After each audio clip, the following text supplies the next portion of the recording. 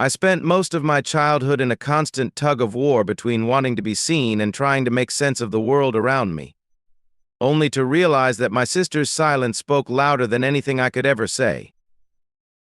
Maya's voice trembles slightly as she begins to recount her childhood. The warmth of the room contrasts with the cold emptiness she felt growing up in the shadow of her sister, Lily. Maya's parents, kind and loving, were consumed with Lily's severe autism, and as much as they tried, they simply didn't have enough energy or attention to give to Maya. She was always the quiet observer in her own life, standing at the edges of family moments, like a character in a play waiting to take center stage that never came. Her parents, well-meaning and overwhelmed, rarely noticed her unmet needs. I would stand there, next to the cake on my birthday, and no one would even look up. They were too busy making sure Lily was okay, Maya recalls, her voice breaking as she revisits those moments. The pain is still raw, even after all these years. Maya's story begins like so many others in families touched by autism, but with a twist. She is the sibling left behind. The other child, the one who learned early on that her accomplishments, whether academic or personal, would always take a backseat to Lily's needs. I could have been named invisible child, Maya says, a bitter laugh escaping her lips as she takes a deep breath. It wasn't just the neglect that hurt. It was the silence, the invisible weight of feeling like she didn't belong in a family that was supposed to see her. This sense of neglect wasn't just emotional, it was physical. Maya would sit alone for hours, waiting for someone to notice her, to ask her about her day. But instead, her parents' attention was always elsewhere. I wanted to be seen. I wanted to be more than just the background noise in their lives, she says, eyes distant as if the weight of her memories is too heavy to carry. Maya still struggles with the feeling of being overlooked. I love Lily, but I was never given a chance to have my own life. I was always second, she says quietly. Her voice softens as the camera zooms in, allowing the viewer to feel the heartache she's endured for so long. This is not just a story about a family, it's about a young woman whose every step in life was overshadowed by the needs of another. Now, as a 28-year-old graphic designer, Maya has worked hard to carve out a career for herself. On the outside, she seems to have it all: a steady job, a boyfriend, and a life that others might envy. But beneath the surface, Maya is exhausted. Every accomplishment feels hollow, every success tainted by a deep-seated emptiness that she can't shake. The weight of her childhood of being invisible has followed her into adulthood. I thought getting away from home would be the answer. I thought finding success in my career would finally make me feel like I mattered, Maya admits. She sits in her modern, minimalist apartment, surrounded by the sleek designs she creates for clients. Yet, despite her achievements, she feels suffocated. I'm good at what I do, but there's always this weight on me. I can't escape it. I can't escape them. Maya spends long hours working, her mind racing with thoughts of her past and her ongoing role as Lily's caregiver. Though her job doesn't directly involve looking after her sister anymore, the mental exhaustion is relentless. I throw myself into my work, hoping that maybe, just maybe, I can drown out all the noise in my head, she says, her eyes tired but determined. But the noise never goes away. It's there, every time she finishes a project, every time she meets with clients. It's the haunting realization that no matter what she achieves, she's still trapped by the years of neglect, still questioning if she is truly seen. When Maya talks about her job, her voice becomes more animated, but the smile fades quickly, as if she's pretending to be happy. I try so hard to impress people, to prove that I'm not just the second daughter. But it's like I'm constantly fighting for validation, even now, she says, her hands tightening around a coffee mug as if seeking comfort in something solid. But no one ever really looks at me. Not the way they look at Lily. Maya's sense of identity is fractured, pulled in different directions by her childhood and the life she's trying to build. I keep telling myself I'm fine, but it's just a mask. The truth is, I'm exhausted, she confesses, her voice breaking. It's in these quiet moments that the truth reveals itself. Maya is overwhelmed, worn out from trying to live up to expectations set by a family dynamic that always put her second. Maya's voice quivers slightly as she recalls that moment, the moment when her childhood changed forever. It was a birthday like any other, but unlike the celebrations most children look forward to, Maya's special day became just another backdrop in the never-ending saga of Lily's needs. As the candles flickered on her cake, Maya's parents were distracted. Lily had been having a difficult day, and the tension in the house was thick, suffocating. Maya remembers sitting there, feeling the weight of the silence press down on her. Her birthday was supposed to be her moment. But instead, she sat alone, watching as her parents worked tirelessly to soothe Lily. I kept waiting for someone to look at me, to wish me a happy birthday. But no one did. Not really, she says, her voice quieter now, tinged with the bitterness she's carried for so many years. It was like I didn't even exist. That night, as her parents ran around trying to manage the chaos with Lily, Maya's frustration built up. It was the first time she felt the crushing weight of resentment, the first time she realized how much she had been silently ignored. I didn't even get to blow out the candles.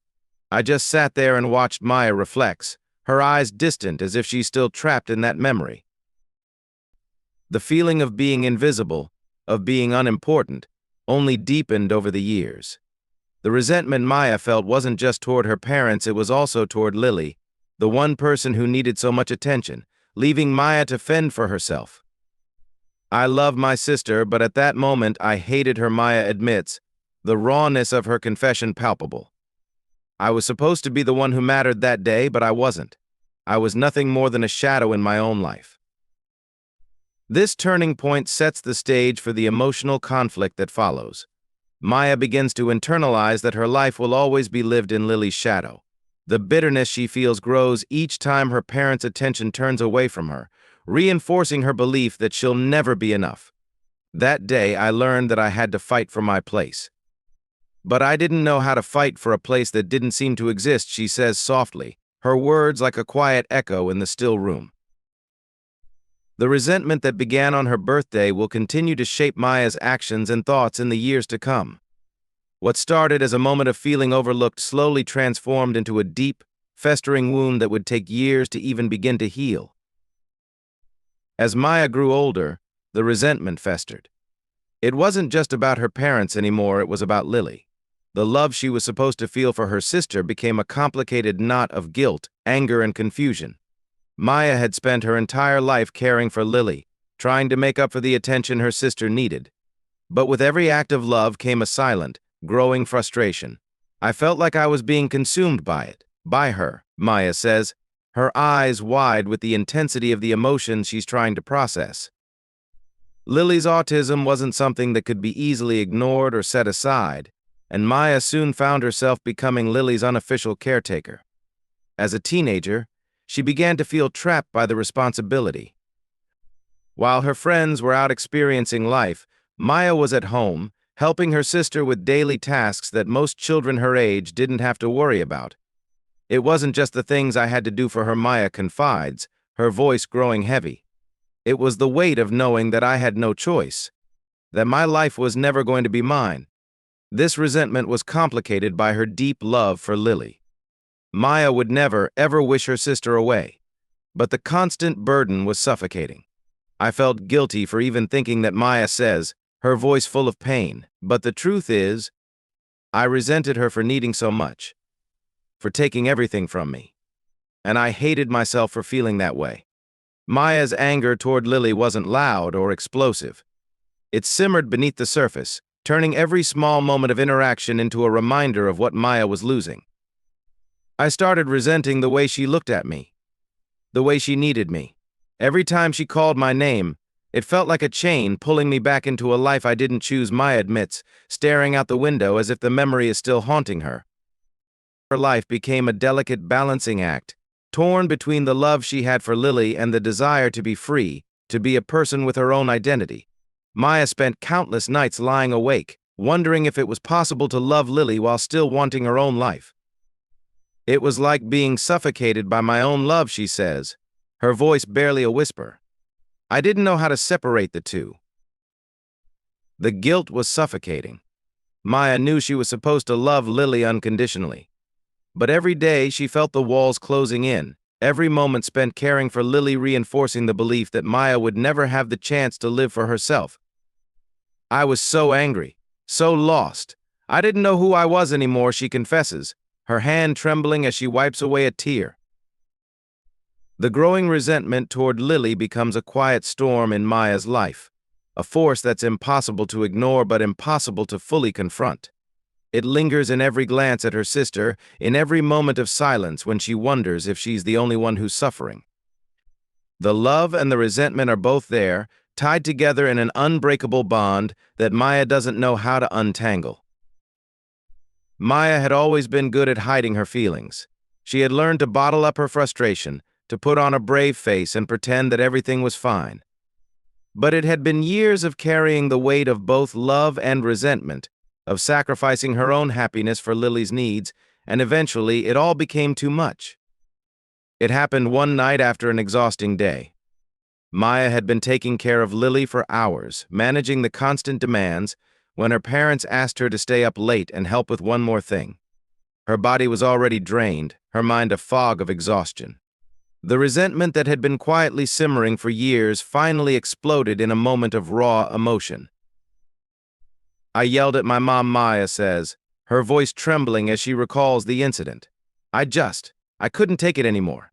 I screamed at her, told her that I was tired of being invisible, that I couldn't be the only one holding everything together. Her mother's face, a mixture of shock and hurt, would forever be etched in Maya's memory. Her parents had always tried to do their best, but in that moment Maya felt abandoned, unseen, like she had been carrying the weight of the world alone for too long. I felt guilty afterward, she says, the regret heavy in her voice. But in that moment I didn't care. I just wanted them to understand, to finally see me, to know how much it hurt. The outburst marked the breaking point in Maya's life. For the first time, her emotions erupted uncontrollably, and with it came a flood of realization. Maya was no longer just the other child. She was a woman, overwhelmed by a responsibility that had been forced upon her from a young age. I needed space. I needed to breathe, she says, her voice full of exhaustion. But it felt like there was no escape. I was suffocating. It was this moment of intense vulnerability that led Maya to make a decision she had been considering for months but was too afraid to act on. She couldn't keep living like this, caught between being a daughter and a caretaker.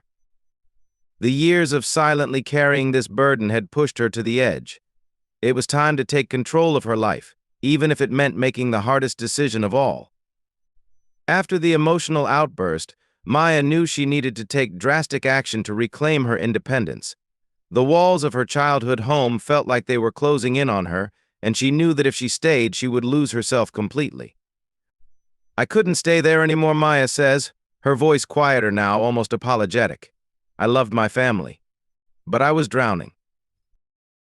That's when she turned to her grandfather, a man who had always been a quiet, supportive figure in her life. He's the only one who ever really saw me for who I was, not just as the second daughter, Maya confides, a slight smile tugging at her lips as she recalls their conversations. Her grandfather, wise and understanding, had always offered a listening ear and a safe space for Maya to express her feelings without judgment.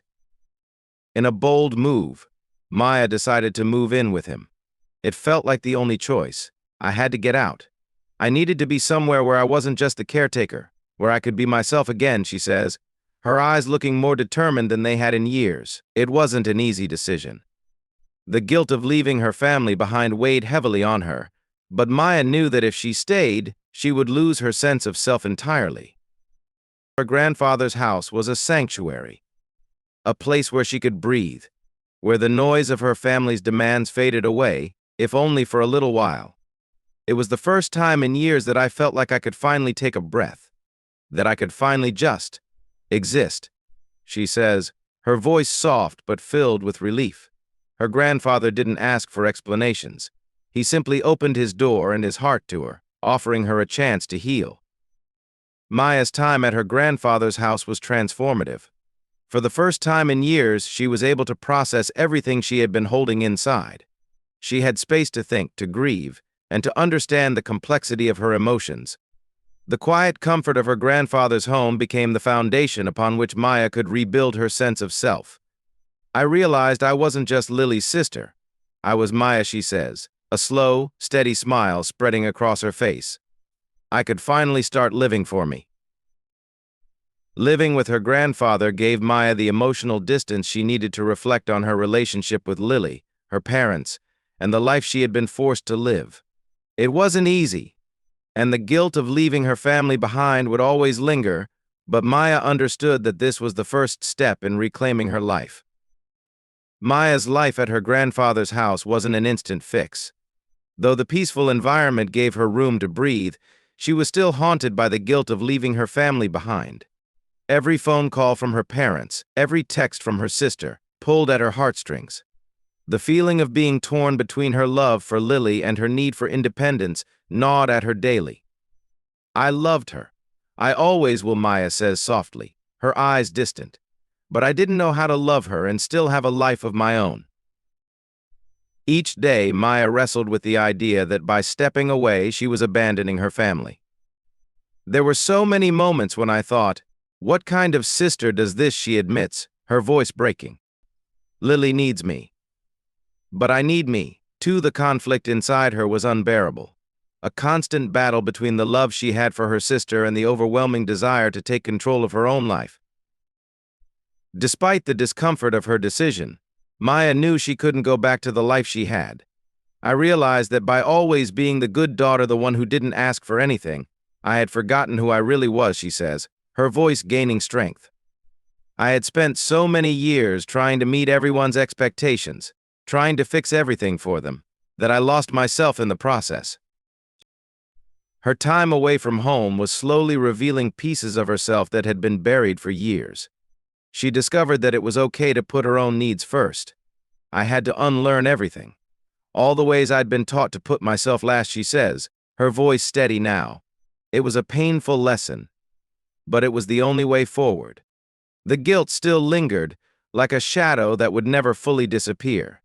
But Maya slowly began to accept that she couldn't be everything to everyone. She had to find a balance, to discover who she was without the weight of constant responsibility. It wasn't about abandoning my family. It was about finding myself again, she says quietly. This internal struggle, torn between duty and self-preservation, made her question everything about her past decisions.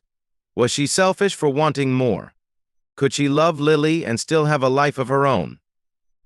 Maya didn't have the answers yet, but she was beginning to understand that the process of healing required letting go of the past, at least for a little while. After months of living with her grandfather, Maya felt herself changing. She was no longer the same person who had left her childhood home. She had spent years caring for Lily, but in her absence she began to see her sister in a new light. The space had allowed her to reflect on their relationship, on the love and resentment she had struggled with for so long. Maya's guilt slowly started to soften, and with that shift came a new understanding. I needed distance to really see her, she says, her voice filled with tenderness.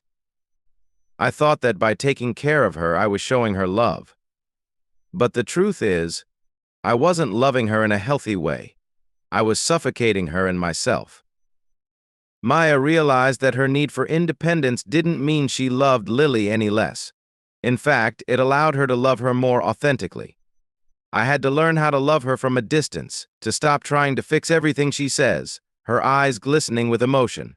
When I stopped trying to carry the weight of her world, I started seeing her for who she truly was, not just as the autistic sister, but as Lily, my sister. The shift in Maya's perspective wasn't immediate. It took time for her to reconcile the love she had for her sister with the space she needed for herself. But Maya began to realize that her love for Lily didn't have to come with the expectation of being everything for her. I was afraid that if I wasn't there every second, she wouldn't know that I loved her, Maya confesses. But I started to understand that love isn't about always being there physically. It's about giving each other the space to grow, even if that means stepping away for a while. In the weeks following, Maya began to visit Lily again. At first, it was awkward. Lily had always relied on Maya for everything, and now Maya wasn't the constant caretaker. But with each visit, Maya saw Lily differently, more than just a sister with autism. Lily was a person in her own right, with needs and wants, just like Maya. I was finally able to just be her sister, not her caregiver, Maya says, smiling softly. Maya's visits became less about managing Lily's needs and more about enjoying each other's company. They would sit together, play games, and talk about their lives without the tension of responsibility looming over them. For the first time, Maya was able to see her sister not as a burden, but as someone who could share in the beauty of a relationship built on mutual respect and love. I can't be everything for her, but I can be her sister, Maya says with a sense of peace. And that's enough. Months had passed since Maya had moved in with her grandfather, and with each passing day she felt herself becoming more at peace with her decision. She had learned to manage her guilt and discovered a deeper sense of self, but there was one thing she still needed to do: have an honest conversation with her parents, and especially with Lily. It had been a while since Maya had truly sat down with Lily. The visits had been brief, filled with light conversation, but Maya knew that avoiding the deeper issues would only prolong the emotional distance between them. I knew I couldn't hide from this forever, Maya admits, her voice steady but tinged with nervousness. I had to tell Lily the truth, how I felt and why I had to step back. One afternoon, Maya decided to have the conversation she had been putting off for so long. She called Lily to meet her at the park, the same place they used to go when they were younger, before life had become so complicated. When they sat down on the familiar bench, the weight of unspoken words hung between them. Maya could feel her heart racing. This was the conversation that would define their relationship going forward. I didn't know how to start, Maya confesses, but I just blurted it out. I told her how hard it had been for me all these years, how I felt like I was always putting myself last, always being the responsible one, and how, in trying to care for her, I had lost a part of myself. At first, Lily didn't respond. She just looked at Maya, her expression unreadable. Maya's stomach twisted with fear. I thought maybe I had made a mistake, she says, looking down at her hands. But then, Lily spoke. In a quiet, uncharacteristically thoughtful voice, Lily said, "I didn't know you felt that way." Maya froze. She had expected frustration, anger, or maybe silence. But Lily's words were simple, yet profound. It was as if a door had been opened between them, one that had been locked for years. I told her that I loved her, Maya continues, a tear slipping down her cheek, but that I needed to be free to love myself, too. There was a long pause as the weight of their shared history settled in. Maya held her breath, waiting for Lily's response. But when Lily spoke again, it was with a deep, surprising clarity. "I understand," Lily said. "I didn't know you were carrying all that." The conversation wasn't magical or without pain, but it was healing. For the first time in their lives, Maya and Lily were truly talking, not just about what was needed, but about their feelings, their fears, and their love for each other. I realized that by stepping away, I wasn't abandoning her. I was just finally letting her see the real me, not just the caretaker Maya reflects, her eyes misting over with emotion. For Maya, this moment was the breakthrough she had been longing for. It wasn't a perfect solution to all of their problems, but it was the first step toward healing the wounds that had festered for so long. The conversation with Lily was a turning point. It marked the moment when Maya truly began to understand the delicate balance of her relationship with her sister and with herself. The emotional walls that had been built over years of frustration and guilt began to crumble, but rebuilding those walls would take time. Maya's decision to live with her grandfather was not the end of her relationship with her family. It was a shift toward healthier dynamics. It's not easy, Maya admits, looking back at her journey. But I've learned that relationships aren't all or nothing. They're about finding balance, even when it feels impossible. Over the next few months, Maya continued to visit Lily, but their relationship was different now. It wasn't about caretaking, it was about being together. The guilt that Maya once carried slowly began to dissipate as she realized that her love for Lily didn't have to come at the expense of her own happiness. It's a slow process, Maya says, smiling gently. But we're learning. We're growing. The space Maya had taken for herself allowed her to start living a life that was her own. She enrolled in college courses, made new friends, and found hobbies that she had put aside for years. But even as she began to rediscover herself, she never abandoned Lily. "I'm still her sister," Maya says with conviction. "But now I'm also Maya. And that's the person I'm still getting to know." Maya's relationship with her parents also began to improve. There was a new level of understanding between them.